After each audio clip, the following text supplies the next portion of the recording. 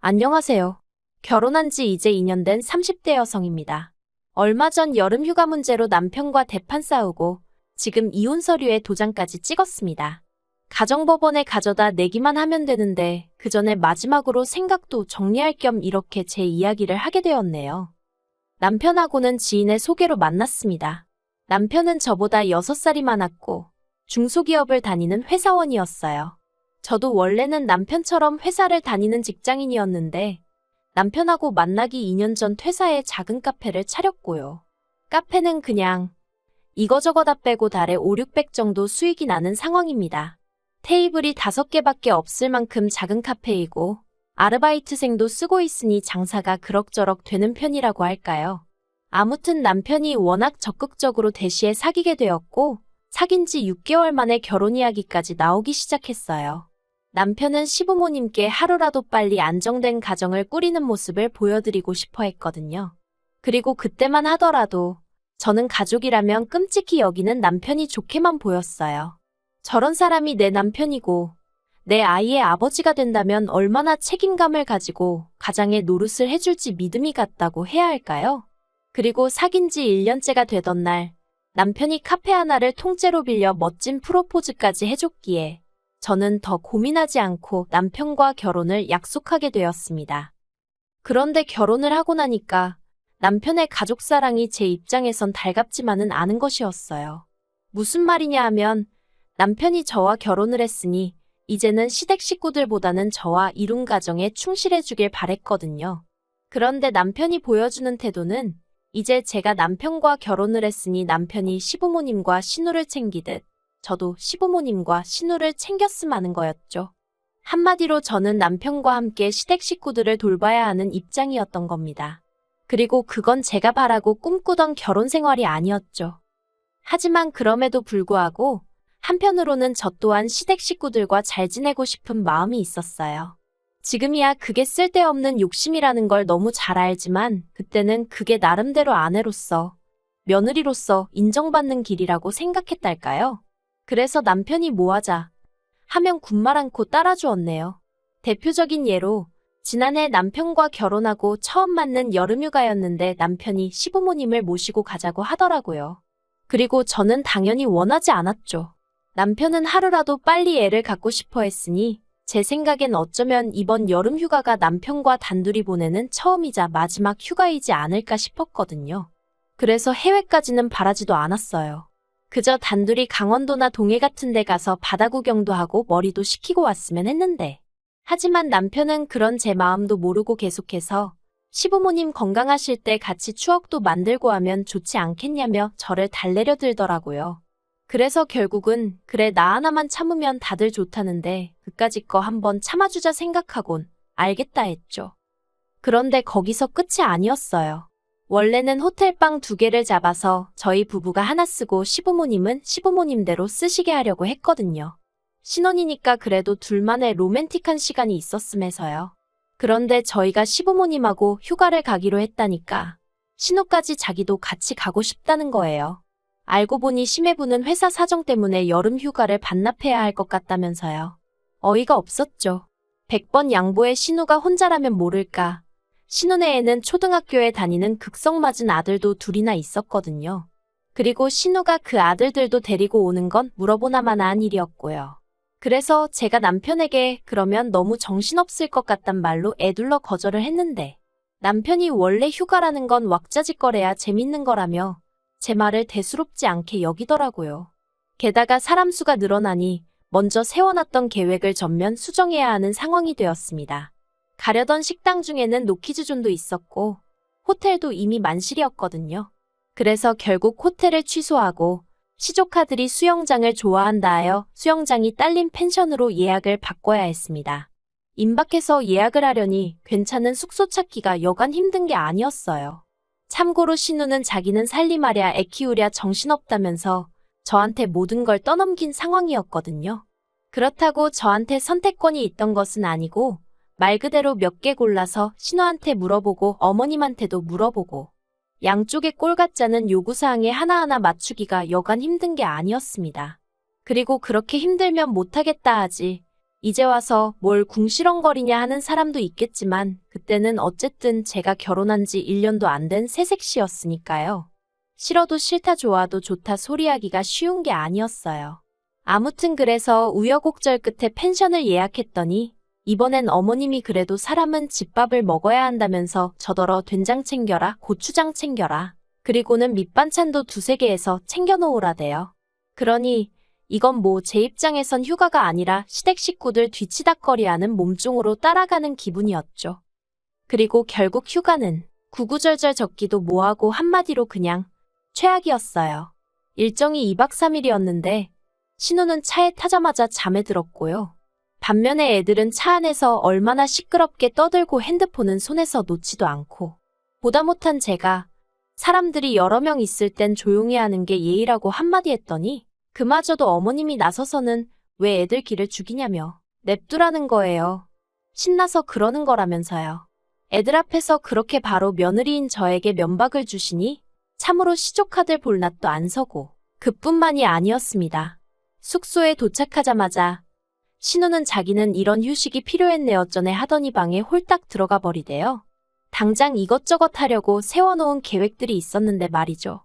그래서 제가 신우더러 일어나라니까 자기는 그런 관광지는 안 가도 된다면서 자기 애들만 좀 데려가 달라는데 진짜 열받더라고요. 그래서 제가 엄마 말도 안 듣는 애들을 제가 어떻게 챙기냐니까. 이렇게 온 가족이 모였을 때는 자기만 보호자가 아니고 여기 모든 사람이 보호자라며 잘 좀 부탁한다나요? 어이가 없었죠. 그리고 제 속을 터지게 하는 건 신우뿐만이 아니었습니다. 어머님 아버님도 식당에 갈 때마다 여긴 얼마나 절마냐 해가면서 돈이 아깝네, 꼭 기다려야 하는 거냐, 별맛도 없고만 뭐 한다고 이런 데를 데려왔냐. 정말 단 한 번도 좋은 소리를 안 하시는 거예요. 그뿐인가요? 이틀째 되는 날하고 마지막 날은 어머님이 새벽 5시에 저를 깨우시더니 아버님 드실 아침 식사를 준비하랍니다. 그래서 제가 이따 시내 나가면 아침부터여는 국밥집도 있고 하다니까 그런 건 조미료 범벅이라며 저더러 직접 하라고요. 정말 이 밖에도 별거지 같은 일들이 있었고 그러니 한마디로 2박 3일 동안 고생만 죽어라 하고 온 셈이었어요. 그리고 저는 남편에게 말은 안 했지만 다음부턴 이렇게 등신마냥 당해주지 말아야겠다는 다짐을 몇 번이고 했네요. 100번 양보해서 고생한 건 그렇다 쳐도 그러면 누구 하나 말이라도 고생했다, 덕분에 즐거웠다 인사 정도는 해야 하는 게 정상 아닌가요? 그런데 신우는 제가 자기 애들 선크림을 제대로 안 발라줘서 애들이 새카맣게 탔다며 제 탓이나 하고 시부모님은 시부모님대로 피곤해 죽겠다며 제가 일정을 이상하게 짰다는 소리나 하시고 정말 너무너무 속상하고 서운하대요. 그런데 어느덧 1년이 지나 다시 여름휴가 이야기가 나왔고 설마 했는데 남편이 또 시부모님을 모시고 같이 휴가를 가자고 하는 거예요. 그리고 이번에 저는 전과 달리 애둘러 말하지도 않고 단박에 싫다고 했어요. 그래도 차마 작년 휴가가 거지 같아서 그렇게 2번은 안 한다고까진 말 못했고요. 그냥 올해는 단둘이 보냈으면 좋겠다 했죠. 그런데 남편이 엄청나게 곤란한 표정을 짓더니 시부모님이랑 신우는 작년에 너무 재밌었다며 꼭 그렇게 가자고 했다나요? 그리고 자기도 벌써 그러겠다고 대답했다는 거예요. 아, 그러니까 결국엔 저랑 상의도 없이 일단 정해놓고 저한테 통보식으로 알려왔던 거죠. 얼마나 기분이 더럽고 짜증이 나던지 저도 모르게 입 밖으로 아씨, 망했네, 그래버렸어요. 그러자 남편이 황당하다는 듯 저를 쳐다봤습니다. 일단 제가 싫다는 소리는 원래 잘 안 하는데 대번에 싫다고 한 것도 좀 놀란 눈치였거든요. 그런데 아씨, 망했네라니. 평소에 저라면 사실 절대 하지 않았을 말이에요. 그러니 남편도 나름대로 충격을 받은 눈치였죠. 남편이 잠깐 말이 없더니 일단은 알겠다면서 그래도 전에 좋았던 일도 있었을 거 아니냐며 그런 거 위주로 생각을 해보랍니다. 그리고는 뭐 이번에는 자기가 뭐가 됐든 많이 도와주겠다나요? 에휴, 남편이 설령 도와주려고 들어도 신우는 분명히 애들은 여자가 잘 챙긴 애였전에 그런 소리나 할 거고 어머님 아버님도 남편이 라면도 못 끓이는 위인인 걸 뻔히 아는데 거기다 대고 음식을 시키시겠어요? 뭘 시키시겠어요? 한마디로 기대가 전혀 없었죠. 그런데 그 이야기가 오가고 이틀 뒤엔가 친정부모님한테 연락을 받았습니다. 올 여름 휴가는 친정오빠가 있는 미국으로 갈까 하는데 저도 혹시 같이 갈 생각이 있냐 하셨죠. 참고로 저희 친정부모님은 지방에서 작은 전원주택을 지어 그곳에서 살고 계세요. 원래는 두 분 다 서울 분들이신데 맞벌이를 하시면서 평생을 일과 사람들에게 시달리셨다 보니 언젠가부턴 노후는 좀 한적한 데서 지내고 싶다고 입버릇처럼 말씀하셨거든요.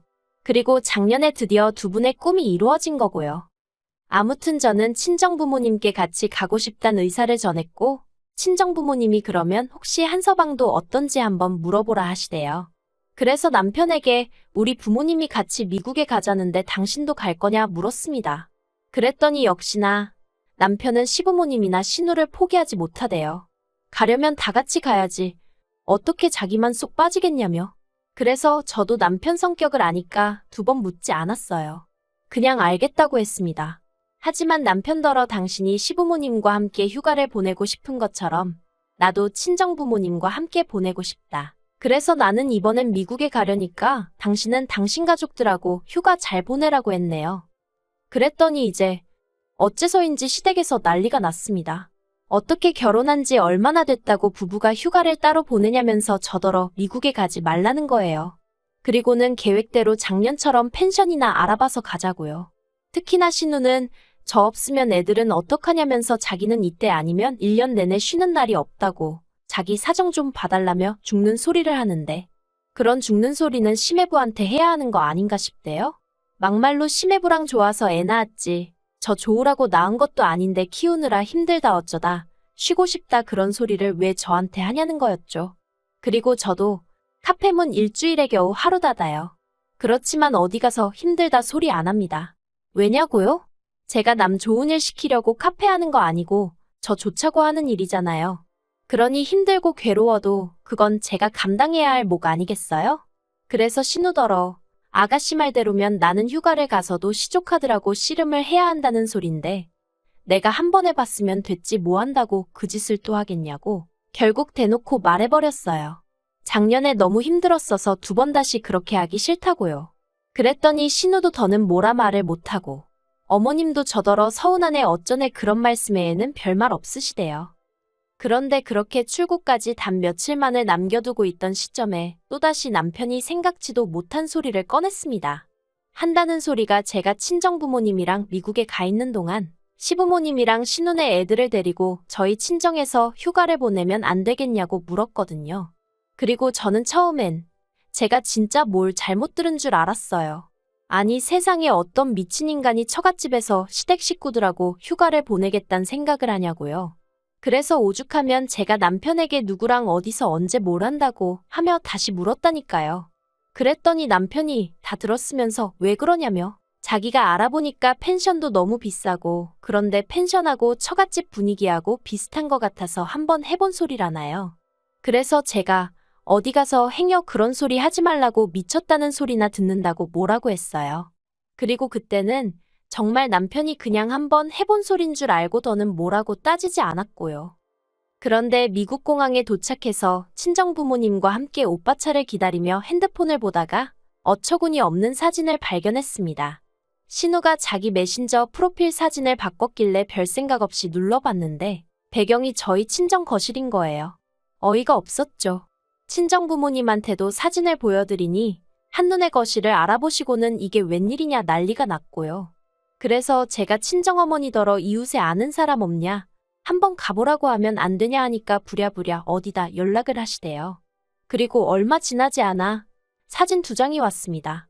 남편이랑 시부모님이랑 신우 그리고 신우네 애들이 저희 부모님 정원에서 고기를 구워 먹는 사진이요. 정말 속에서 우라가 치밀대요.